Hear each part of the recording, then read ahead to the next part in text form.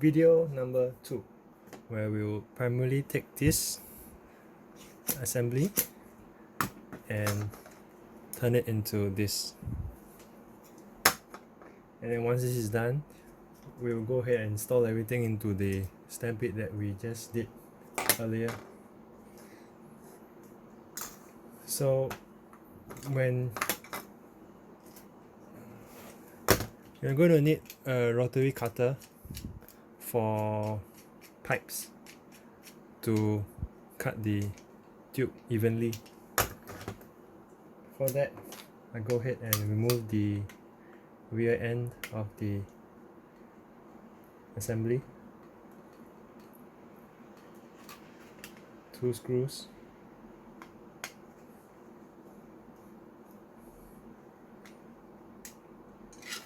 you will still need the 2 screws, but you do not need the end cap anymore. You do not need the entire plunger rod and spring as assembly.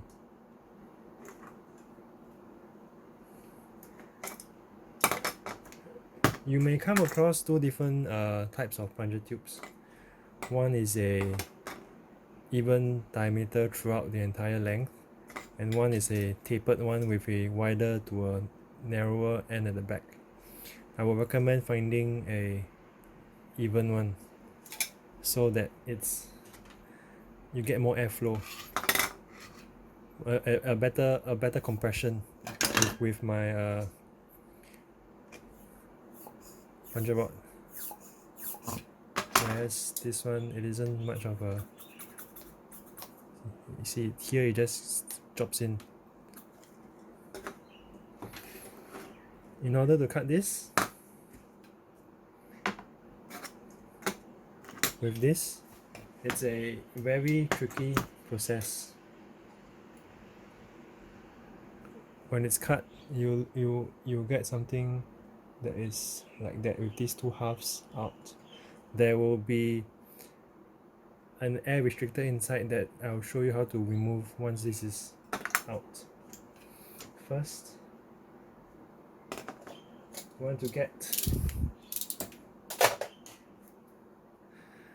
want to attack the tube right after the second window. Just right after, but not on the window, because you will not get a good cut with this. You could use other methods to cut the pipe. That is entirely up to you, but I recommend using a rotary cutter. You set the cutting blade right after the window, squeeze it slightly and start to turn. The most important thing to do is to only go in slightly after every single turn, so you do not crack the plastic. What you want is to slice it evenly and straight. If you go on too fast, it may also misalign, and then you end up cutting sideways.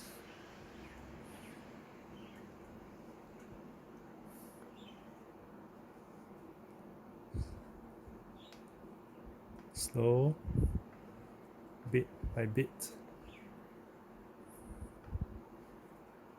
It should just pop off without requiring to cut the entire tube. I don't think you need to cut the plastic part. At least from what I experienced, once I cut through the brownish, dark brown pipe, it will just come off, because I didn't even need to cut the orange one, because I suspect that there wasn't much glue left, so I can just break it off. So I'll just try to do it with this. I might be wrong. Just a little bit more at every time. As you can see, this rotary tool, this rotary cutter, does a very good job at cutting it very evenly and straight.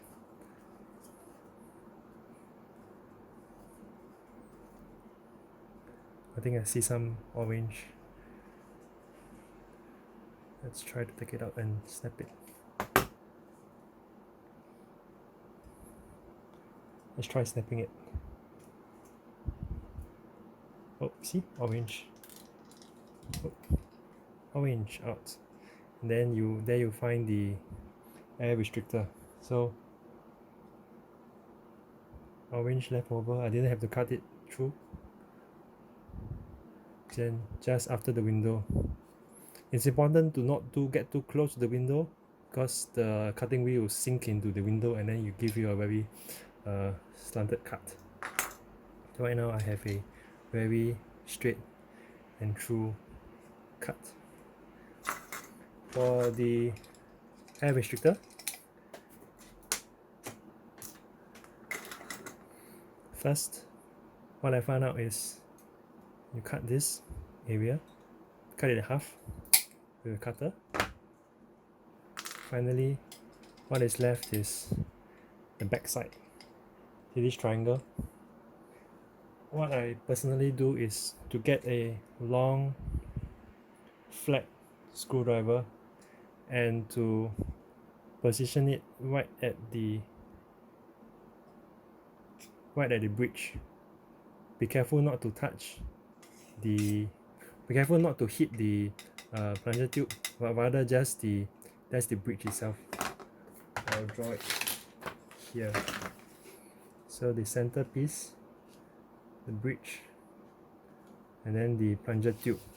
You want to have the flathead screwdriver touching just about here, without touching the plunger tube, because if it touches the plunger tube, you risk cracking it. So you just position it right near the end of the bridge without touching. So I'll go ahead and do this right now.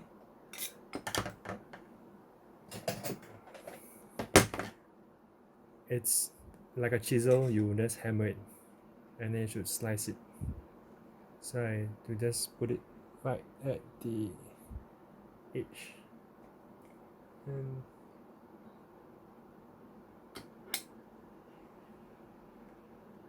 very carefully, usually needs to knock it down.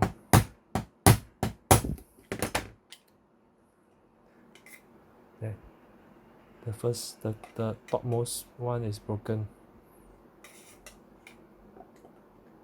Then repeat for the next two.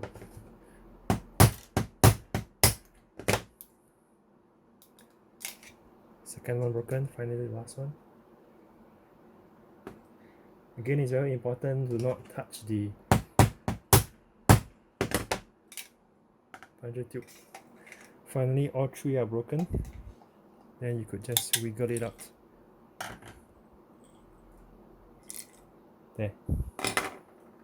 With the three bridges broken, this whole thing will slide up perfectly. You could see some remnants of the bridge, so you could slowly try to pry it out if you can, but it doesn't really matter. I mean, yeah. There you have it. You have a plunger tube that's prepared to receive my nylon pusher.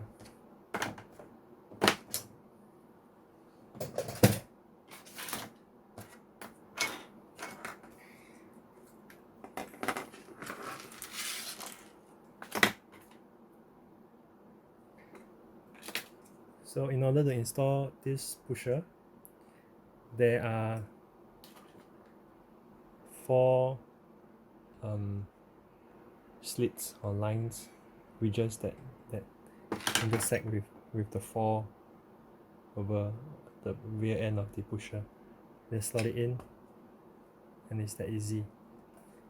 When you install it, you measure from this. Before you glue it in, you want to measure that it's exactly the correct length from this area to the tip. You should measure 107 millimeters. exactly 107 millimeters, no longer, no less. It's quite important because if it's slightly misaligned, if it's slightly longer or slightly shorter, it may interfere with the entire firing timing in sequence. So 107 millimeters for imperial. It's what I don't know how to read. Yeah, it's about there. Three and half point something. I can't really know how to read. But for metric is 107 millimeters from this reach to the tip. 107 millimeters. So to install the glue I recommend using is plastic adhesive, or this is just a Windham shoe adhesive that works on plastic. You could use epoxy, but I do not like the brittleness of epoxy when it's cured. This one, when it's cured, is still very soft. In fact, I could rip up. I could still rip up my previous one that I have installed, because it's not, it's still rubbery. It's like rubber, so it kind of, it doesn't flex, but it's still like, it doesn't crack. The important thing I think is it doesn't crack. So the air seal is still there after multiple impacts, unlike epoxy where it might crack over time.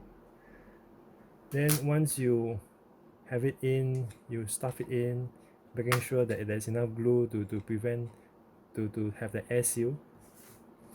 You want to make sure that this is aligned to the plunger tube assembly. What I personally do is to use a straight ruler, or a perfectly straight ruler. Have it line up with this edge, the edges on this tube, and then with my eyeball, just, you could see, if you see, you could somehow align it. You could see whether it's aligned by rotating it with your eye. By looking at one eye, you can see whether it's straight or not. Then you can go the next direction, see whether it's straight. Then you can just align it, do it this way. Then you look at it, see whether it's lined up, look at it this way. So you keep doing it until the glue is about harder, or you feel that you could do it without moving too much, just having it somehow. Then once it's done,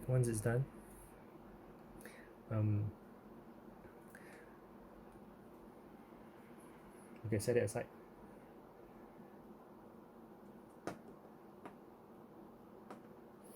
So let's go ahead with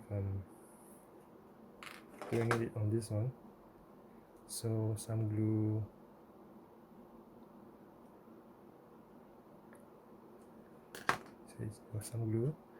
and then stuff it inside.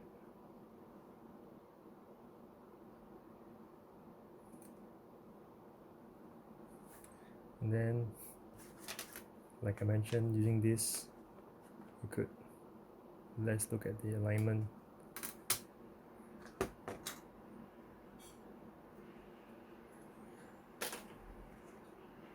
So I'll set this aside. I'm not going to stick this for this one. I'll clean up the area later. So for the rest of the kit, you want to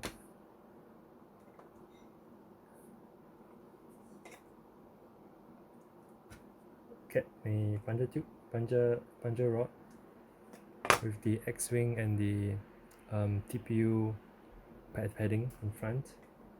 Push it in, then you can use the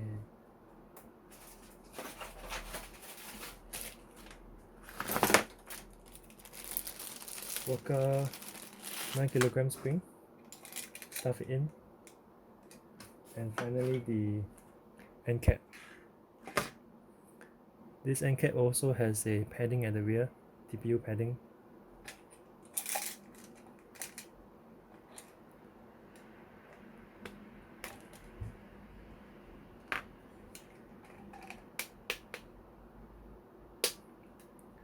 using the same 2 screws from the previous original end cap.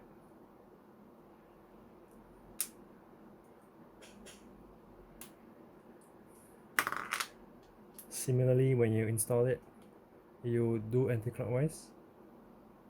When you feel the thread engaging, then you screw it in to prevent, this is to prevent cross-threading.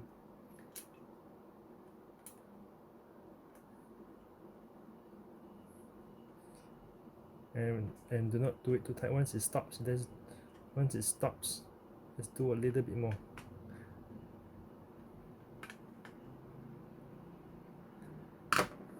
So you do not over tighten and strip the threads. There, the assembly.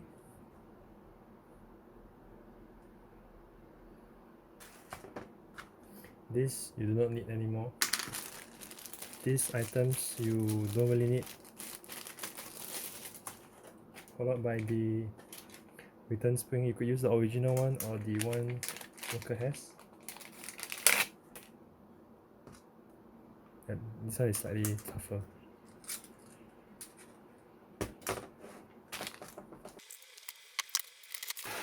Now we shall finally install the rest of the kit.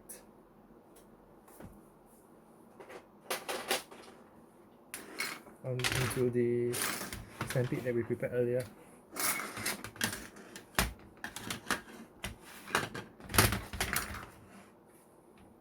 Firstly, with the front gate, the front barrel holder, if we call it, these 3 items have to come together. This one goes like this, and this one goes to the back.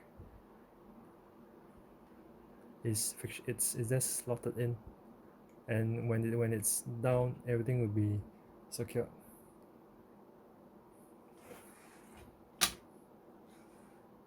So for the earlier front, you will take the same 3 screws and take 2 of those 3 screws and screw the 2 holes in the front.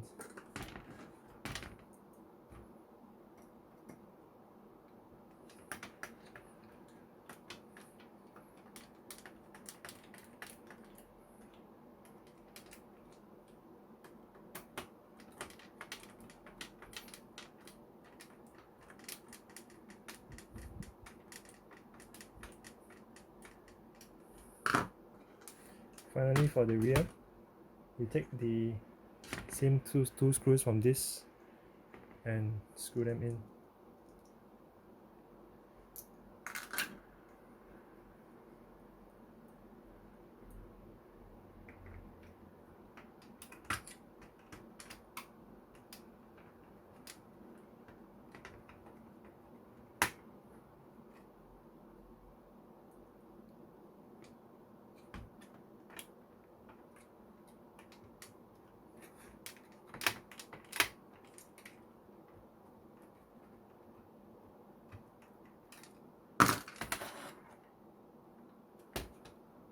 There, you have your bridge installed, followed by the plunger assembly.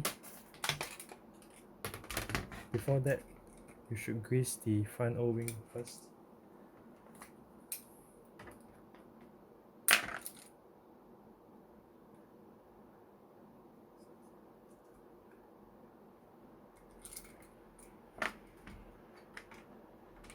And push the assembly in. Oh, before that, we need to install the linkage first. The linkage for the back that we have removed. This one goes straight in.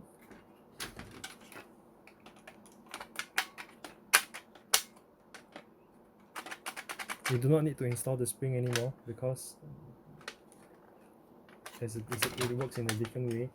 As the plunger assembly moves back, it pushes this back. It doesn't rely on the spring anymore. The spring was one of the failure points that could happen.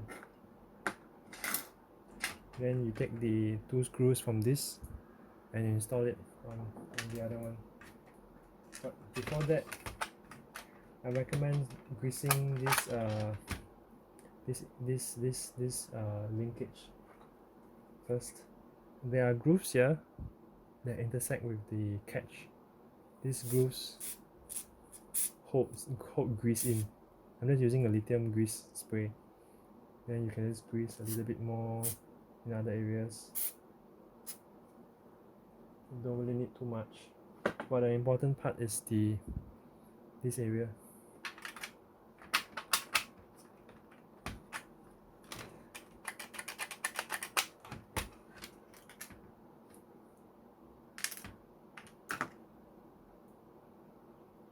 And take the 2 screws.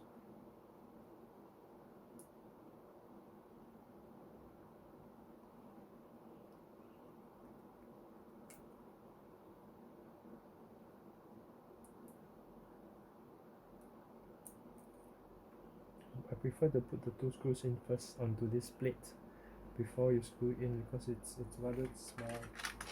It might be difficult to handle.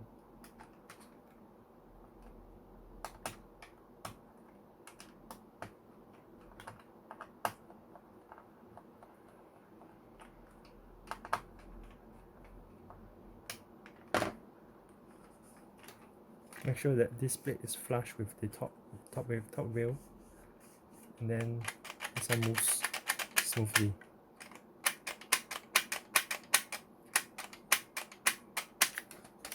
Then finally you install the plunger assembly.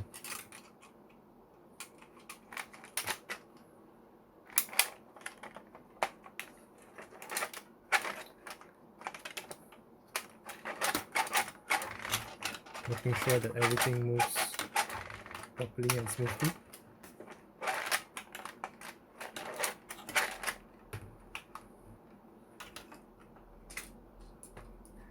And then installing the top.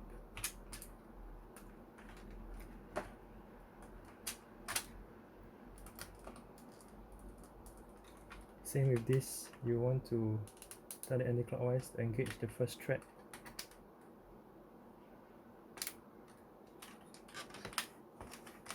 Before going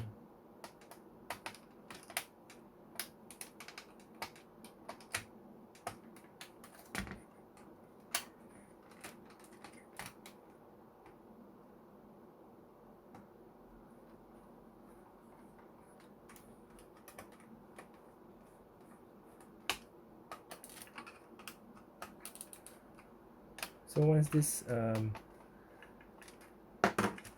the installation of the kit is pretty much covered, so what's left in the next video is the rewiring and the changing of gears. I will have to remove these again, but that's for the next video. So for now, this is basically what is required.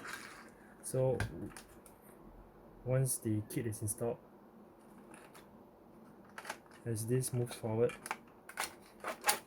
and this one gets, and the linkage gets pulled, and the catch gets released, as it returns, this thing gets pushed back and the catch resets. So you do not need the spring anymore for this linkage. Yep. And every time you fire, just make sure that there's enough grease between this and the barrel for this thing to reset properly.